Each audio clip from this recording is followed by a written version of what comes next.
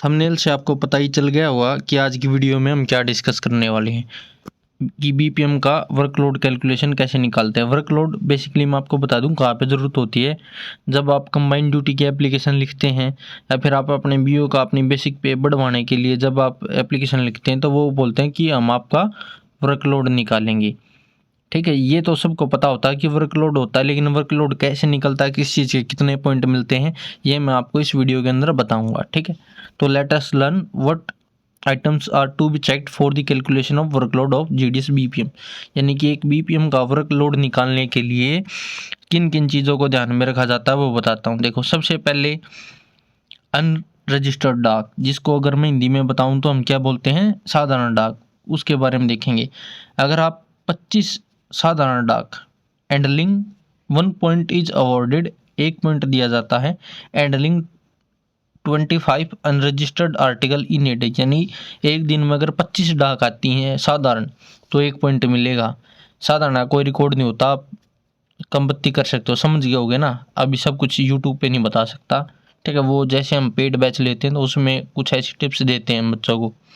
और क्या होगा इसके अंदर, क्या क्या इंक्लूड होता है, posted for dispatch from BO, यानी बीओ से जो साधारण डाक जाएंगी वो भी कैलकुलेट होंगी, और डिलीवरी के लिए जो अनरजिस्टर्ड यानी साधारण डाक आएंगी वो भी कैलकुलेट होंगी। ठीक है, तो साधारण डाक का अगर 25 आती है तो कितना मिलेगा, 1 पॉइंट।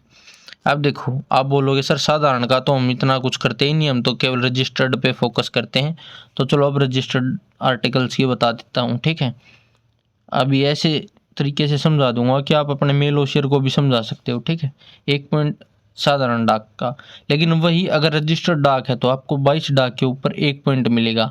ठीक है, 1 point is awarded for every 22 registered article handled in a month, यानी 22, जैसे साधारण पे 25 पे मिल रहा था और इस पे कितने पे मिलेगा, 22 पे। और इसके अंदर आप registered letter, parcel, speed post, VP और सीओडी जो भी होगी ना, या तो डिलीवरी हो या डिस्पैच हो, यानी आपकी बीओ से चाहे वो आ रही हो या जा रही हो, वो हर एक डाक कैलकुलेट होगी और हर एक 22 डाक पर 1 महीने की आपको 1 पॉइंट मिलेगा। ठीक है, देखो मनी ऑर्डर वैसे तो अभी आते नहीं, लेकिन कहीं कहीं पे अगर पिछड़ा हुआ एरिया तो वहाँ पे आते हैं। तो आपको 15 मनी ऑर्डर जो आप हैंडल्ड करते हो तो आपको उस पर 1 पॉइंट मिलेगा। अब मैं बताऊंगा किस चीज़ की ट्रांजैक्शन पे आपको नहीं मिलेगा, कंप्लीट वीडियो देखना आप ये। ठीक है, तो इसके अंदर क्या आएगा, यानी मनी ऑर्डर अगर आप रिसीव कर रहे हैं और बीओ से इशू हो रहा है, या फिर ओल्ड एज पेंशन यानी कि जो बुढ़ापा पेंशन है जिसका भी मारामारी चल रही है, अगर ओल्ड एज पेंशन है और उसका डिसबर्समेंट यानी उसका लेन देन भुगतान अगर मनी ऑर्डर के द्वारा हो रहा है, तो भी आप क्या कर सकते हो, उसको कैलकुलेट, किस चीज़ में कैलकुलेट कर सकते हैं हम उसको, वर्कलोड को इंक्रीज करने के लिए उसको कैलकुलेट कर सकते हैं। ठीक है, अब देखो नेक्स्ट, सेल ऑफ स्टैम्प्स, यानी जो स्टैम्प्स बेचते हैं उसके अंदर भी क्या होगा, अगर आप 900 रुपये की स्टैम्प्स बेच देते हो 1 महीने के अंदर, यानी 1 मंथ के अंदर अगर आप 900 रुपये की स्टैम्प बेच देते तो आपको क्या मिलेगा, 1 पॉइंट।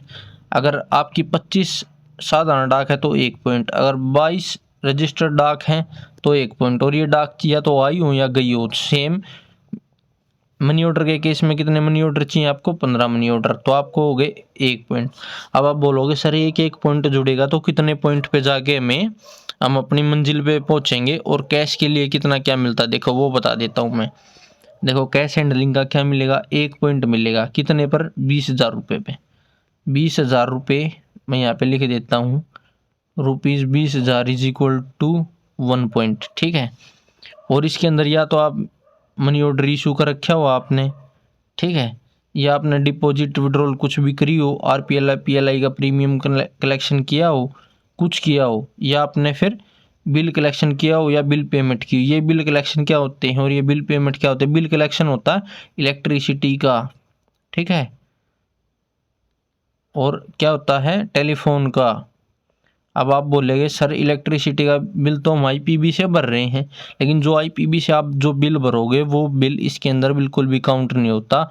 और जो यहाँ पे बिल पेमेंट दी हुई, इस बिल पेमेंट के अंदर आप टीडी का कमीशन हो गया आपका, या फिर एसबी का कमीशन हो गया, उसको कैलकुलेट कर सकते हो, लेकिन एक्सक्लूडिंग सैलरी, यानी अगर आप सेविंग में से अपनी सैलरी निकाल रहे हो तो सैलरी काउंट नहीं होती, किसके अंदर नहीं गिनी जाती, वर्कलोड की कैलकुलेशन के, यानी वर्कलोड निकालते टाइम सैलरी को नहीं गिना जाता अगर आप अपनी सैलरी निकाल रहे हो तो, ठीक है। अदरवाइज हर एक 20,000 की ट्रांजेक्शन पे आपको 1 पॉइंट मिलेगा, चाहे वो मनी ऑर्डर की हो, डिपॉजिट विड्रॉल हो, RPLI PLI का प्रीमियम हो, बिल कलेक्शन हो। मैंने आपको बता दिया था बिल कौन कौन से होंगे, ठीक है। और कैश हैंडलिंग में 2 चीज़ें और ध्यान रखी जाएंगी, क्या कि cash received from account office and remitted to account office will not be taken into account. बहुत से लोगों को इस चीज़ पे संदेह होता है कि हम जो अगर हम एसओ को कैश भेज रहे हैं अकाउंट ऑफिस को, अपने हेड ऑफिस को, और मंगा रहे हैं, तो वो चीज़ किसके अंदर कैलकुलेट होगी, वो हमारी कैलकुलेट होगी वर्कलोड निकालने के लिए, लेकिन ऐसा बिल्कुल नहीं होता। वर्कलोड के लिए ये बिल्कुल भी काउंट नहीं होती, ठीक है। आप कितना कैश भेज रहे हो और कितना मंगा रहे हो वो काउंट नहीं होगा, उसका कोई पॉइंट नहीं मिलेगा आपको। सिमिलरली इसी प्रकार से जो ट्रांजैक्शन होती है रिलेटेड टू CSC की ट्रांजैक्शन कौन कौन सी होती हैं, जो आप आधार कार्ड बनाते हो किसी का, या मोबाइल नंबर अपडेट करते हो, या DLC बनाते हो, तो वो CSC सर्विसेज होती हैं। एंड IPB के अंदर आपको पता ही है कि आप जमा घटा करते हो विड्रॉल, वो क्या होता है, IPB का जो काम होता है वो वर्कलोड में कैलकुलेट नहीं होता, वो केवल कमीशन बेस का काम होता है, ठीक है। यानी मैं मोटा मोटा आपको बता दूं, जिस चीज़ पे आपको कमीशन मिल रहा है PLI RPLI और TD को छोड़ के IPB के थ्रू, तो उस चीज़ पे कोई भी आपका वर्कलोड कैलकुलेट नहीं होगा, ठीक है। अब देखो सेविंग बैंक की ट्रांजैक्शन पे यानी SB पे आपको क्या मिलता है, 1 पॉइंट मिलता है for every 10 transaction in a month. यानी अगर आपने 10 ट्रांजैक्शन कर दी सेविंग के अंदर 1 महीने में, तो आपका 1 पॉइंट। और इस ट्रांजैक्शन के अंदर क्या होगा, POSB की सभी स्कीम्स होंगी, यानी RD सुकन्या वगैरह सब कुछ आपका, जो मनरेगा की ट्रांजैक्शंस होती हैं वो होंगी। और अगर ओल्ड एज पेंशन यानी बुढ़ापा पेंशन है आपकी BO के अंदर, तो बुढ़ापा पेंशन भी कैलकुलेट होगी। मैं ये चीज़ आपको पहले ही बता रहा हूँ, ठीक है।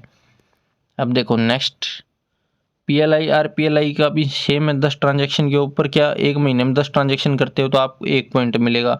अब आप बोलोगे सर 1 पॉइंट बिल का, और बता देता हूँ। देखो बिल क्या, अगर 20 बिल का कलेक्शन किया आपने तो 1 पॉइंट मिलेगा। जैसे पहले टेलीफोन बिल्स होते थे, इसके अंदर एक MS 85-87 कुछ ऐसी बुक होती है, मुझे एग्जैक्ट याद नहीं है। जब आपकी BO की इंस्पेक्शंस आती है ना, उसके अंदर होगी, देखना एक लंबी सी बुक होती है ऐसे करके, ठीक है। उसमें रसीद कटती थी पहले टेलीफोन बिल्स की, लेकिन ये आजकल IPB ने रिप्लेस कर दिया। अब कोई टेलीफोन का जो लैंडलाइन होते थे वो नहीं भरे जाते, इलेक्ट्रिसिटी का बिल भी भरा जाता, वो किसके थ्रू भरा जाता, IPB के। और अदर्स बिल तो कुछ रहे ही नहीं भाई अभी। तो ये पॉइंट तो बेसिकली अगर मैं आपको बोल सकता हूँ कि ये वाले जो बिल्स के पॉइंट हैं, ये तो आपको किसी को बहुत मुश्किल है मिलने। आप जो मेन कमा सकते हो पॉइंट्स, वो SB की ट्रांजैक्शन से यहाँ से कमा सकते हो, या फिर जो आपके पास जो साधारण डाक वगैरह आ रही हैं, या जो रजिस्टर्ड डाक आ रही हैं, उसके अंदर आप संपत्ति कुछ कर सकते हो, ठीक है। अब देखो ये हो गए, तो 1-1 पॉइंट करके आपको कितने पॉइंट चाहिए टोटल, फिक्स आपको 14 पॉइंट चाहिए। Account work and receipt and dispatch of males at a BO, workload बढ़वाने के लिए आपको कितने पॉइंट चाहिए, 14 पॉइंट चाहिए फिक्स पर मंथ के हिसाब से। यानी कि 1 साल के लिए आपके BO में 14 पॉइंट्स पर मंथ होने चाहिए। अब मैं दोबारा से समरी बता देता हूँ इसकी। देखो account work receipt and dispatch of male in month, तो कितने पॉइंट मिलेंगे आपको, 14 पर मंथ, जो मैंने अभी बताया था। देखो हैंडलिंग अनरजिस्टर्ड डाक 1 पॉइंट मिलेगा, कितने पे, 25 पे। हैंडलिंग रजिस्टर्ड डाक, जो रजिस्टर्ड डाक आती है उसके लिए 1 पॉइंट मिलेगा 22 रजिस्टर्ड आर्टिकल के लिए। मनी ऑर्डर पे 1 पॉइंट मिलेगा 15 मनी ऑर्डर पे। 900 रुपये की स्टैम्प बेचने पे मिलेगा 1 पॉइंट। कैश के लिए 20,000 पे 1 पॉइंट मिलेगा। SB के लिए 10 ट्रांजेक्शन पे, RPLI PLI पे 10 ट्रांजेक्शन पे 1 पॉइंट। कलेक्शन ऑफ बिल्स के लिए 20 बिल पर 1 पॉइंट। और पेंशन के लिए 15 ओल्ड एज पेंशन के मनी ऑर्डर हैं तो उसके लिए 1 पॉइंट। और 10 ट्रांजैक्शन कर देते हैं अगर पेंशन की, तो उस 10 ट्रांजैक्शन पर 1 पॉइंट। इस प्रकार से आपको पॉइंट मिलेंगे, ठीक है। अब आपको मैं उम्मीद करता हूँ कि समझ में आ गया होगा। और लास्ट में आपके लिए गोल्डन अपॉर्चुनिटी है, 2-4 क्वेश्चंस लगाए हैं मैंने, वो देख के जाना कि calculation of workload point is awarded as a fix point for account related work, यानी कि आपका अकाउंट रिलेटेड काम के लिए आपको कितने पॉइंट मिलते हैं, 14 पॉइंट, ठीक है, यानी ग्रीन होगा ये। Point is awarded for cash handling in a month, एक पॉइंट के लिए कितने का कैश हैंडलिंग होनी चाहिए, मतलब कितने की कैश की ट्रांजेक्शन के लिए एक पॉइंट मिलेगा, यानी 20,000 के लिए, ठीक है। और मैं उम्मीद करता हूँ कि आप समझ गए होगी कि कितने पॉइंट चीज़ों पे क्या पॉइंट मिलते हैं। इसके साथ ही मैं एक सलाह और दूंगा कि ये पॉइंट खेलना बंद करो और प्रमोशन की तैयारी करो। तो जो भी बच्चा GDS से MTS के लिए तैयारी करना चाहता है, मैथ और GK की वीडियो आपको सिर्फ 99 रुपये में मिल रहे हैं, डिस्क्रिप्शन में आपको लिंक दे दिया जाएगा, और बाद में इसके अंदर डिपार्टमेंटल की चीज़ें भी ऐड कर दी जाएंगी, यानी कि आपकी पूरी तैयारी करवाई जाएगी टाइम के अकॉर्डिंग। अभी ये बैच आपको बस 99 रुपये के अंदर मिल रहा है, और आपको डेमो देखना है कि कैसा का पढ़ाया जा रहा है तो डिस्क्रिप्शन में आपको प्लेलिस्ट का लिंक मिल जाएगा। Till then bye, love you all, मिलते हैं नेक्स्ट वीडियो में।